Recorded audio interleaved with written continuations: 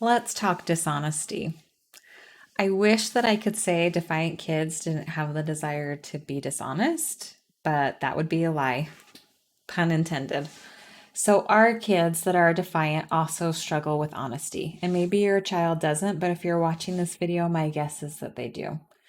They want their way and they don't want ownership of the discomfort. So, they will figure out a way to lie to get what they want and to get out of what they don't want. And their desire to have what they want and have control over their own life and to get their way all the time is greater than their desire to want to be honest. And so they'll lie about things to get what they want and to get out of ownership.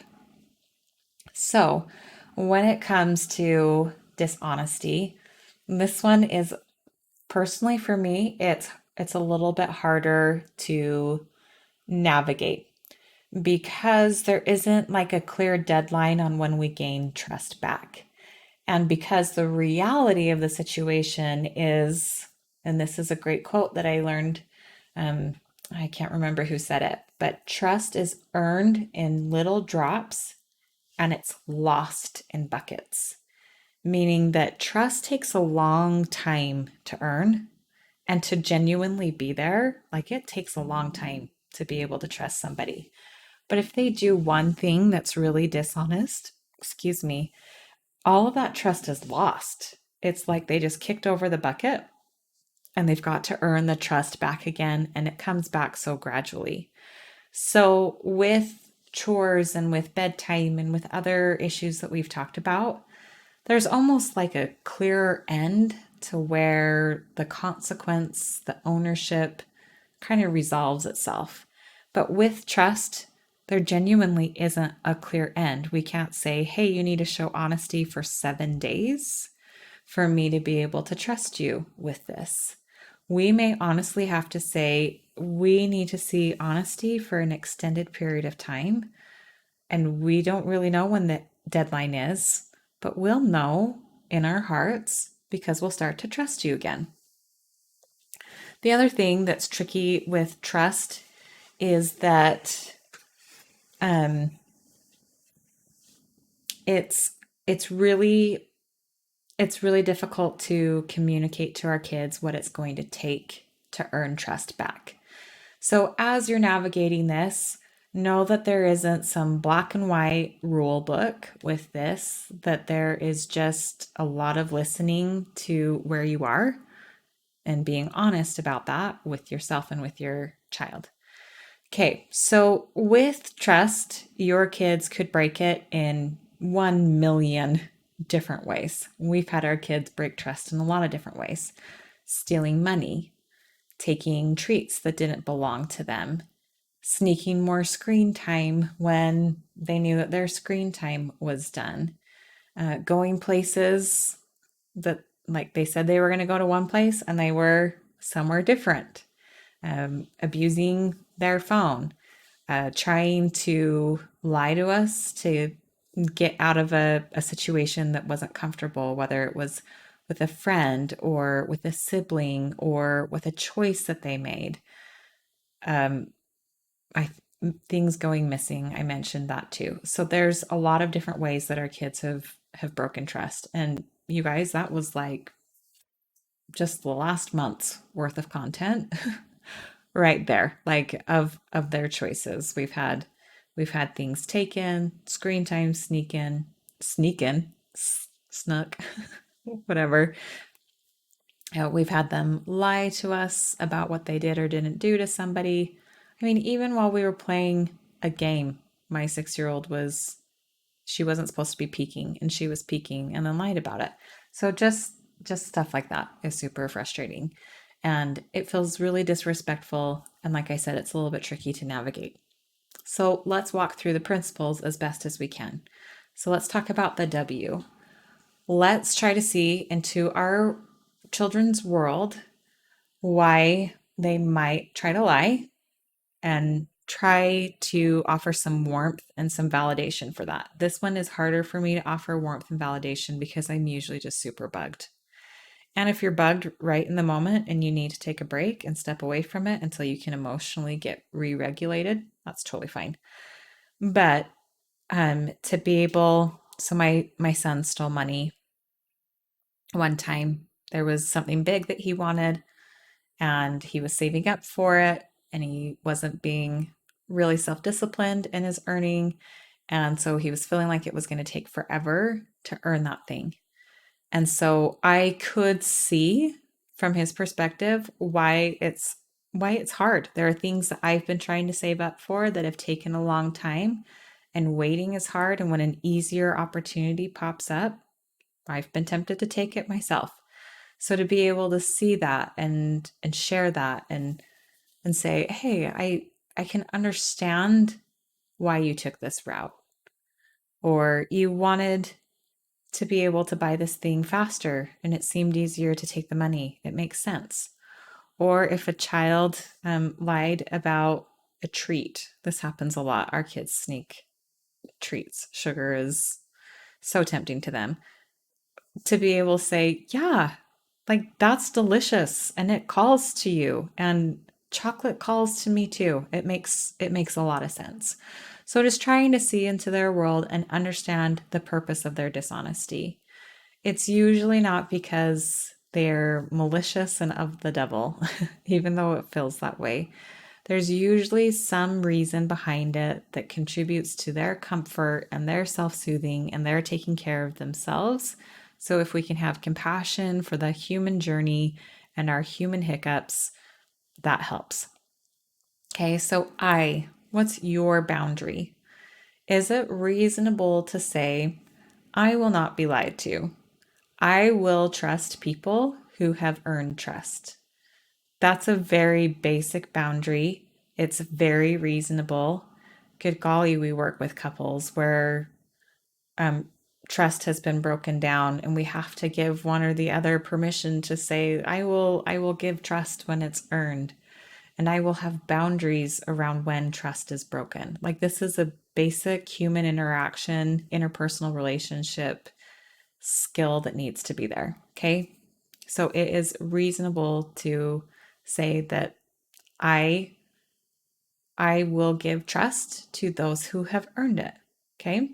So then we're giving control over to them. We aren't following them around, hovering over them, trying to make sure that they never break trust.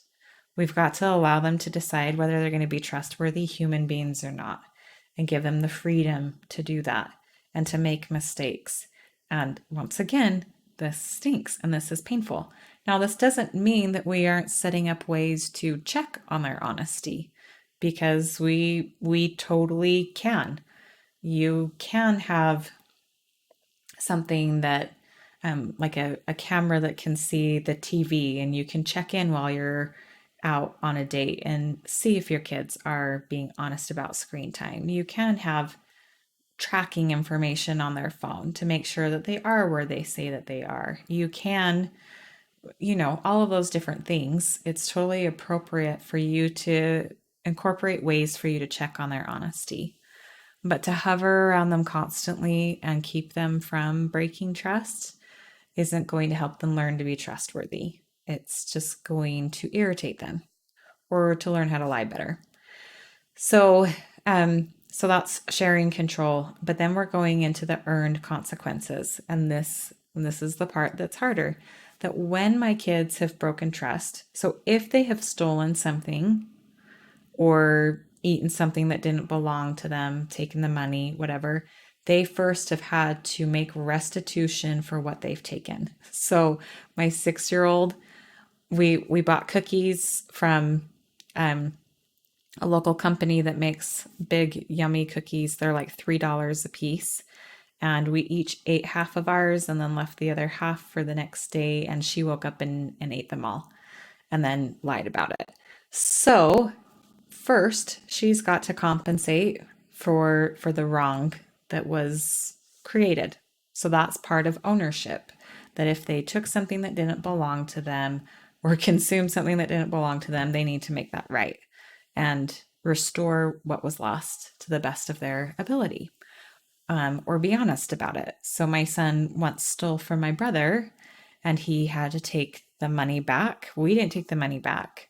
My son had to take the money back and be honest with him. And, we can't force him to apologize, but we said, like, you took this money, you're taking it back. So we had to look him in the eyes and give him the money back. I'm hoping the regret of that sticks with him for a really long time. My daughter had to pay for our cookies. I'm trying to think. Oh, my son also once took a sweater that he found on the playground from the school and tried to claim that it was a prize that he won at school because teachers have the budget to give Nike sweaters out as gifts. So he had to take it back to the school and explain that he had taken it without permission and claimed it as his own. Okay, so that's like ownership over to them. But then what is the natural consequence of that trust being broken? Ask yourself genuinely, do you trust them? And if you don't, then anything that requires trust, they don't get to do until trust has been earned back. And to earn trust back, that needs to not be your problem, figuring out how to earn trust back. That can go onto the shoulders of your kids. So, with our son, in this example where he snuck screen time, we just said anything that has to do with screens, we're just not okay letting you do because you're always trying to work it and trying to sneak more time, and we just don't trust you on screens. So we're just really not okay with that. And so then he said, well, how do I earn trust back? How are you going to see that I am capable of controlling myself with screens if I don't have an opportunity to use screens? Well, that's a very valid point, but is it my job to figure that out, or does that make his choices my problem again? So we said that's yours, and if you want to brainstorm some ideas, we're happy to brainstorm with you from this time to this time. Other than that, we're not available. So we wanted to brainstorm, so we brainstormed some ideas. He had to make up a plan, and then we said we will just follow this plan until your dad and I genuinely feel trust towards you again. But as soon as that trust is violated again, then we're back to square zero.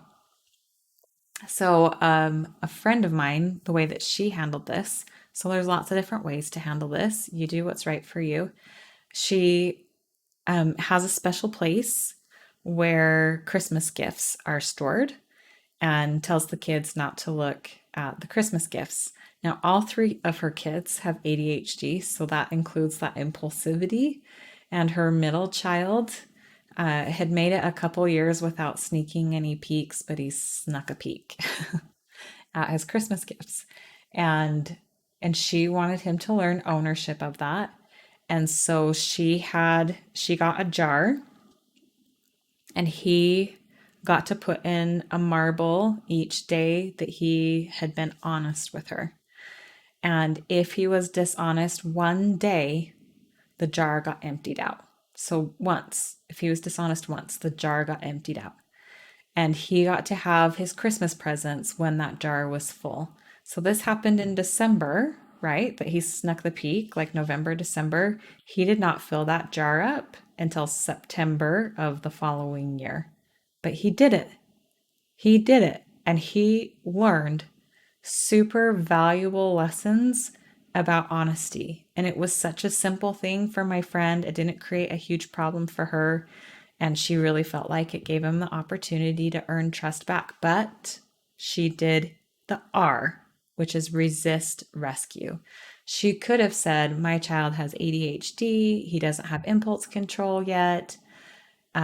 We're 6 months into this, 7 months, 8 months, 9 months, and it's not that big of a deal. I should just give him his Christmas presents back.